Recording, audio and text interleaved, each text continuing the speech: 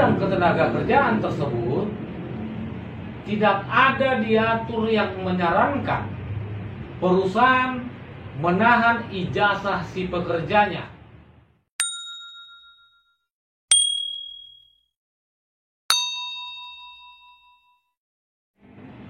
Halo, welcome back to my YouTube channel.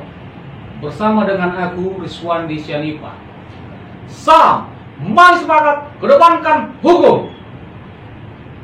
Assalamualaikum warahmatullahi wabarakatuh. Dan salam sejahtera buat kita semua. Dalam kesempatan di channel ini, saya akan membahas tentang penahanan ijazah yang dilakukan oleh suatu perusahaan, dan juga apakah ijazah tersebut dikembalikan lagi kepada karyawan perusahaan setelah kontrak kerjanya selesai. Nah sobat, untuk lebih jelasnya saya mengajak kalian untuk menontonnya sampai habis.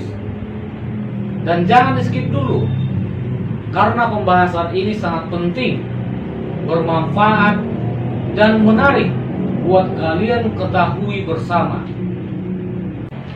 Di samping itu juga dapat menambah wawasan pengetahuan hukum, agar supaya kalian terhindar dari suatu penafsiran yang gagal paham tentang seputar suatu persoalan. Nah, untuk itu sobat, jangan lupa klik tombol subscribe yang berada di bawah sebelah kanan Anda. Yuk, ikutin pembahasan ini.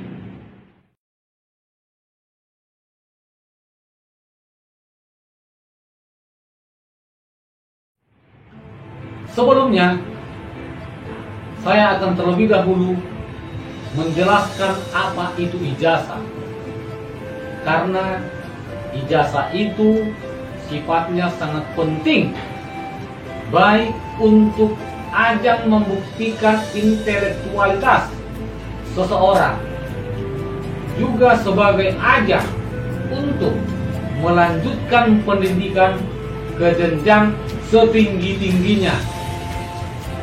Dan yang sangat penting adalah untuk mencari pekerjaan. Makanya ijazah itu merupakan surat berharga yang berguna bagi seseorang. Ijazah adalah surat tanda tamat belajar yang menerangkan bahwa seseorang itu telah menyelesaikan suatu ilmu dan pelajaran dari sekolah ataupun dari perguruan tinggi, yang mana selanjutnya si seseorang itu akan mempergunakannya sebagai bekal untuk mencari pekerjaannya, baik ke perusahaan ataupun ke instansi lainnya. Ijazah berperan dalam meyakinkan perekrut kerja. Sobat, ketika kalian saat ini mungkin sudah diterima kerja dan atau juga masih mau mencari pekerjaan di suatu perusahaan, biasanya pihak perusahaan akan meminta beberapa dokumen yang dipersyaratkan kepada kalian, yang kemudian mengikuti ujian seleksi, dan setelah dinyatakan lulus, perusahaan tersebut akan membuat kontrak kerja dengan karyawan, yang mana di dalamnya salah satu poin di dalam surat kontrak kerja tersebut menyatakan bahwa ijazah asli si karyawan akan ditahan oleh perusahaan selama kontrak kerja selesai. dan kemudian akan dikembalikan bila kontrak kerja karyawan selesai. Sobat, alasan penahanan ijazah ini dilakukan oleh suatu perusahaan adalah sebagai bentuk sebuah jaminan untuk profesionalitas dan etos kerja seseorang yang bekerja. Di samping itu juga sebagai jaminan agar karyawan tidak mengundurkan diri sebelum kontrak kerja berakhir. Dengan menahan ijazah karyawan tersebut, si karyawan tidak akan meninggalkan pekerjaannya sebelum membayar ganti kerugian kepada perusahaan.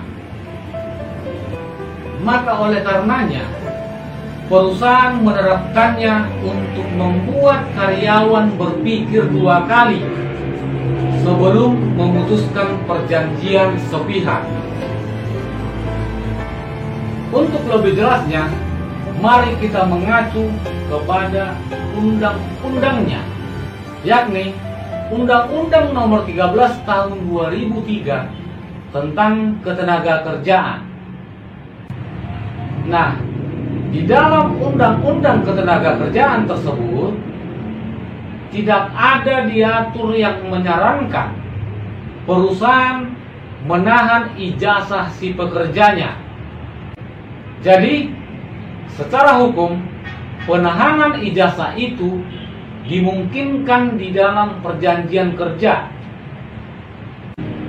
Pengusaha dan pekerja memang boleh saja menyepakati penahanan ijazah di dalam perjanjian kerja sepanjang memenuhi syarat sahnya suatu perjanjian kerja sebagaimana diatur di dalam pasal 1320 Kitab Undang-Undang Hukum Perdata dan pasal 52 ayat 1 Undang-Undang Nomor 13 Tahun 2003 tentang Ketenagakerjaan.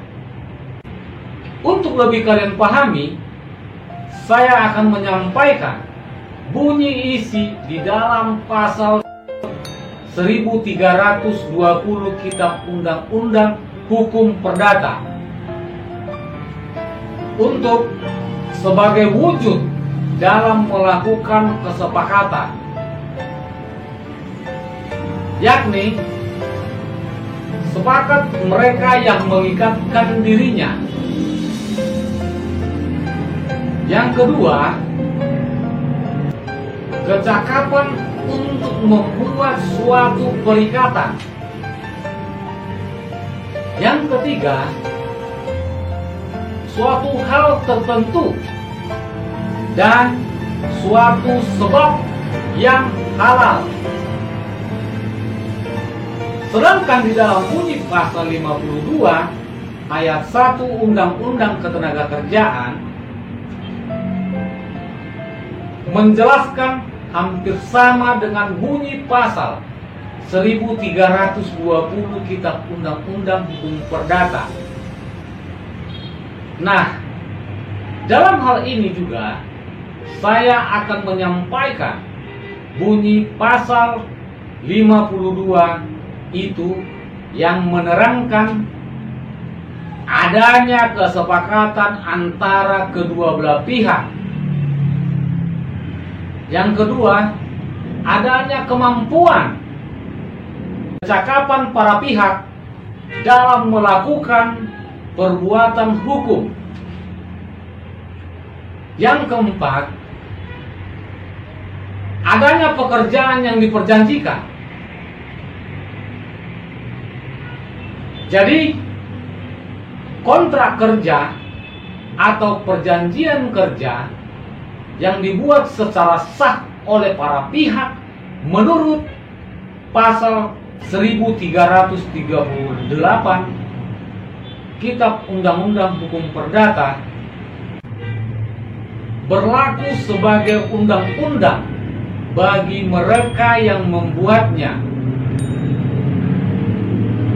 asal sesuai dengan pasal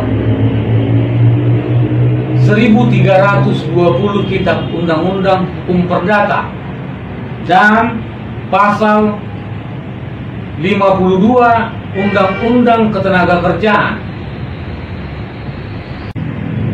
Akhir kata, dari apa yang sudah saya sampaikan, semoga bermanfaat buat kalian semuanya. Tetap semangat buat kalian para pencari kerja.